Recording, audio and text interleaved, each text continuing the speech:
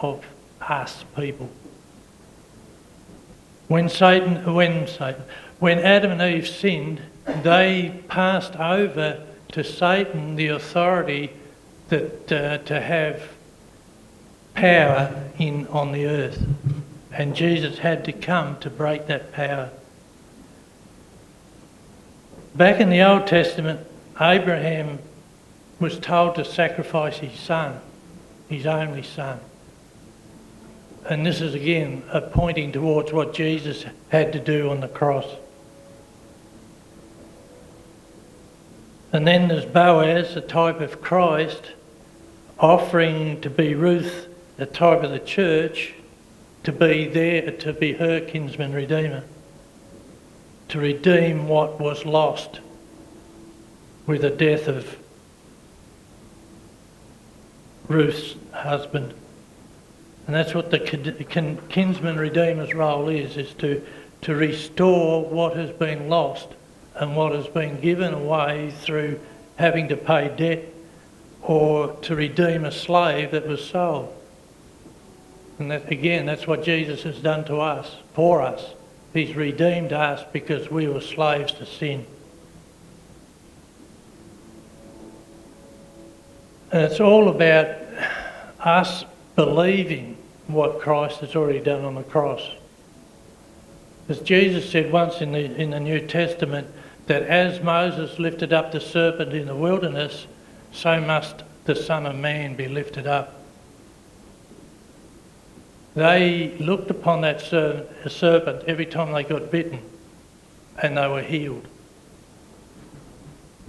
But we read a little bit further over that healing serpent became an idol, and they started to worship that thing as an idol.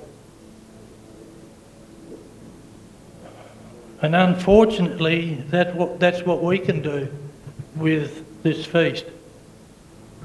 It can become so ingrained in what we do that it doesn't mean exactly what it is supposed to mean.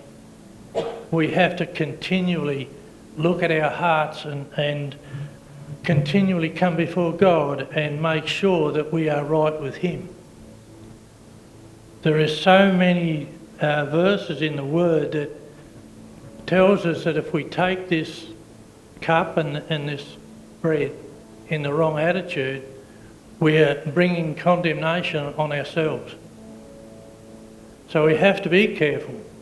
We have to accept that Jesus has done it all.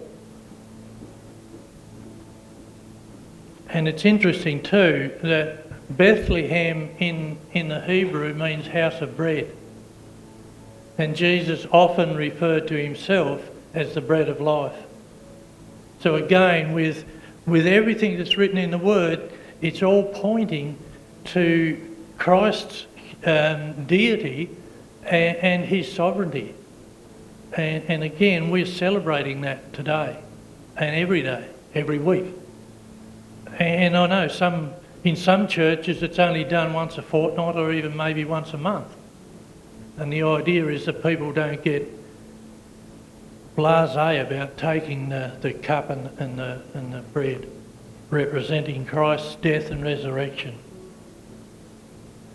In Mark 14:22-24, while they were eating, Jesus took bread, gave thanks and broke it, and gave it to the disciples, saying, "Take, eat, this is my body." Then he took the cup, gave thanks and offered it to them, and they all drank from it. "This is my blood of the covenant, which is shed for you." So again, we do this in remembrance of him, but we do it as a celebration of what Christ has already done for us. There's nothing for us to do except accept that gift of salvation and believe that everything Christ did on the cross is for us. He's given us the power over death and sin.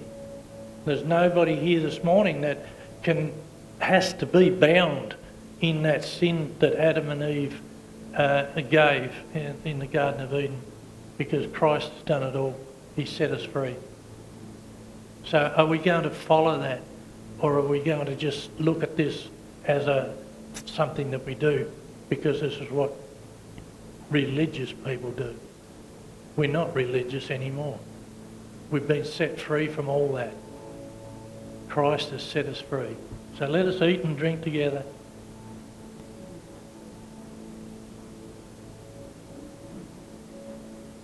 And remember the words that Jesus, the last words he uttered was, "It is finished." And we are now celebrating what he's given us. So let's all celebrate together and give him the praise and the glory.